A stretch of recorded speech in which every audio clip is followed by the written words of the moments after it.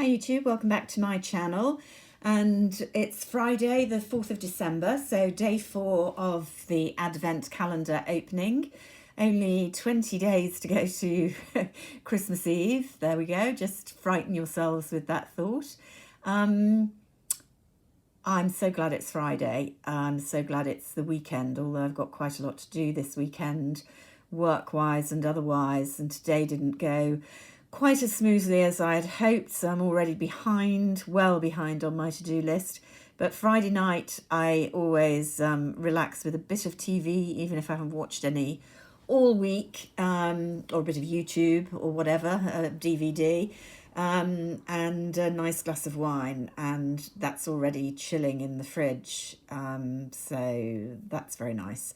So, this is a bit of a cheat because door number 4 I already opened, or tried to open, a few minutes ago when I started this video, and my ring light collapsed, and so I had to stop and start again. So I know what's behind door number 4, and now you do. It seems to be called This Gold Slays Me, and I just need to prise out with a sharp object because they're quite well stuck in. There we go. So a very seasonal gold, very pretty. Puts me in mind immediately because I opened it. There's the Chanel version. It's kind of brassier than the Chanel version, but the Chanel version, I don't know how clearly you can see because there's a bit of a reflection from the ring light, but this is a good illustration of what I was saying yesterday, that nice as these OPI colours are, there's none of the complexity of a Chanel. And what I mean by that is, can you see the micro shimmer there, the little tiny shimmery bits in this otherwise very similar gold, and that tends to translate on the nails to a much more interesting effect, even if it's just a bit shinier and you don't see the individual shimmers in the way you do in the bottle. That's what I love about Chanel, and I've never really felt any other nail varnish manufacturer does it to quite the same standard, although obviously a lot of the luxury ones, Dior for example, does some nice polishes, but that's not to denigrate the OPI. I've put on today, I had been wearing this red that was the first day. I will say, removing it this afternoon, I really had to scrub, and it's still slightly around the edges of my nail bed.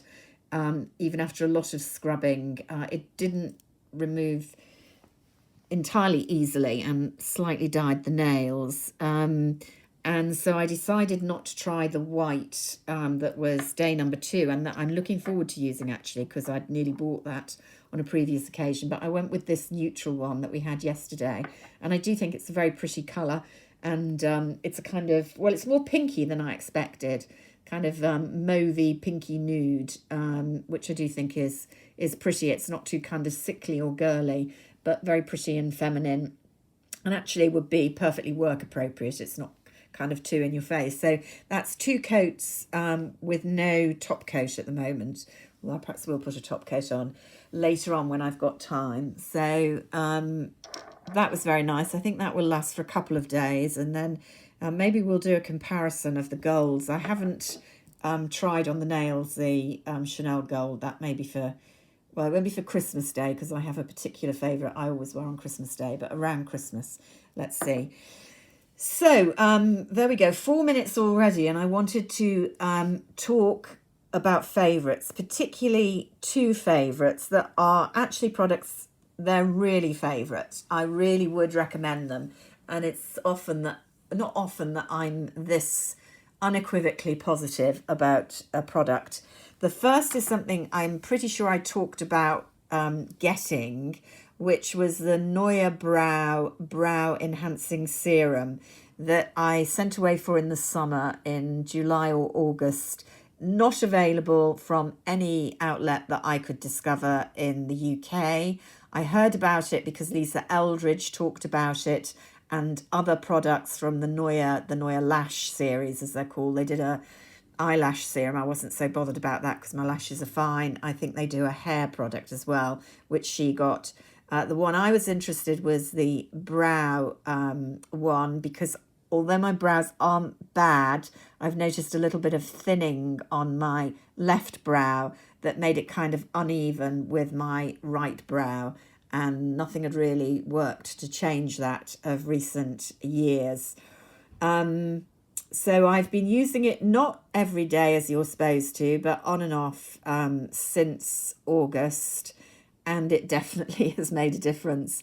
I have absolutely no doubt, and I took a photograph beforehand, which shows that the left brow where I've been using it has definitely filled in, not completely, but very appreciably. So for me, this has worked. I'm always cautious about saying this will work for you, because people are different, people's skin's different, people's hair capillaries are different, and I'm sure different things work for different people. But for me, this has worked, dubious as I was. So kudos Lisa Eldridge, yet again came through on her recommendation, and kudos to Noya Brow. I would definitely buy this again.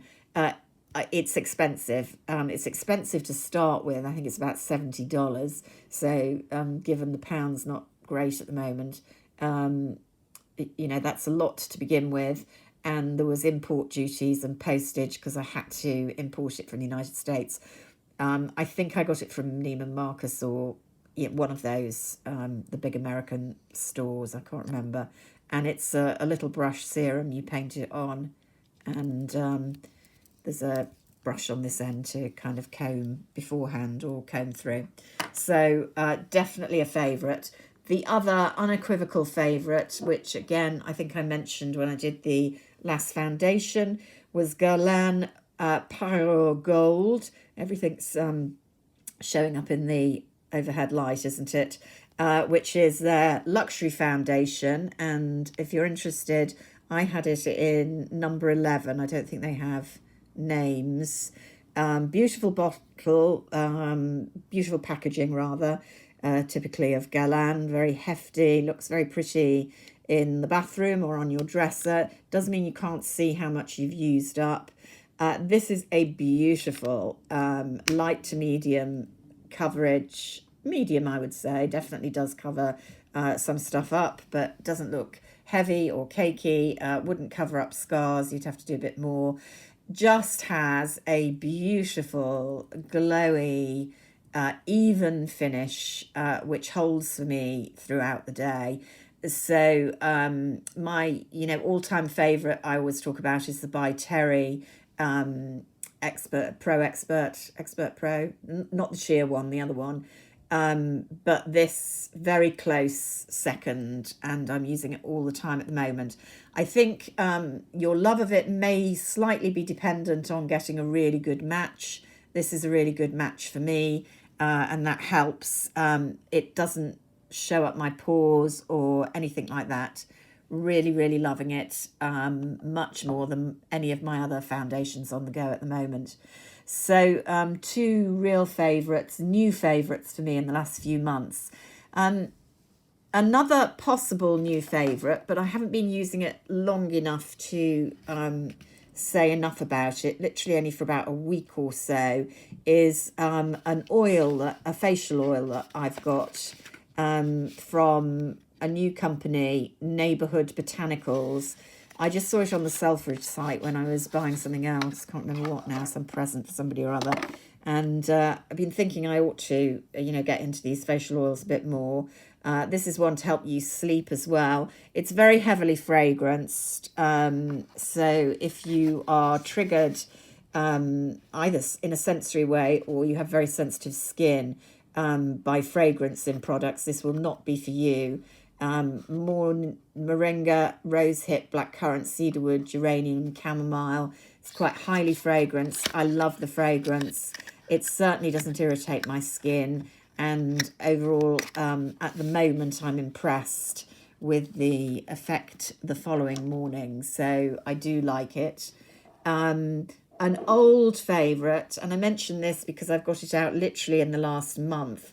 Someone asked me in the comments what I recommended as a cream at this time of year, and it would be this Votary Feed Your Skin Superseed Nutrient Cream, which I actually got in an advent calendar last year. I've got to say, I think it was last year. It's unfragranced, this one, so perfectly good for you if fragrance is an issue. I actually like fragrance, usually, if I like the fragrance.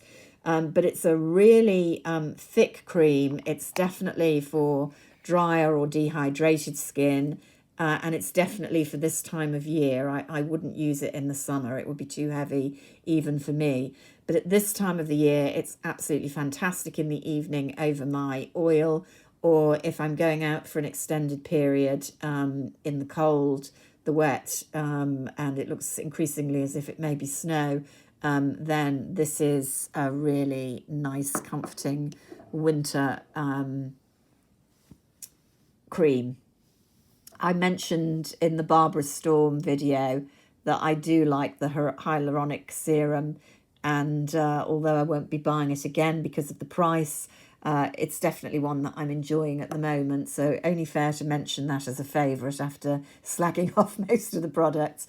And I just wanted to mention a fragrance that comes out at this time of year. I'm wearing my new Tom Ford cherry fragrance quite a lot, Lost Cherry that is, but I also brought out Coco Eau de Parfum, which I've had for years, partly because I only wear it really in the depths of winter. It's too heavy for me at any other time of year, and I really need to use it up because it's been open for a good few years. So I've had it on the last couple of days, and it really is a gorgeous perfume, so comforting at this time of year. Quite a sophisticated perfume, I like to think. So nobody's really getting the benefit of it here in lockdown, the Tier 2 London, where we're not allowed to associate with people outside our bubble. But it is a favourite at this time of year. So there we go. Another nail varnish revealed. We're only 4 along. I seem to have been doing this for ages. So we've got another 21 to go. Yay. And my favourites for the last few weeks or months. So I wish you all a lovely weekend, although I will be back tomorrow to reveal what's behind door number 5. And until then, bye for now.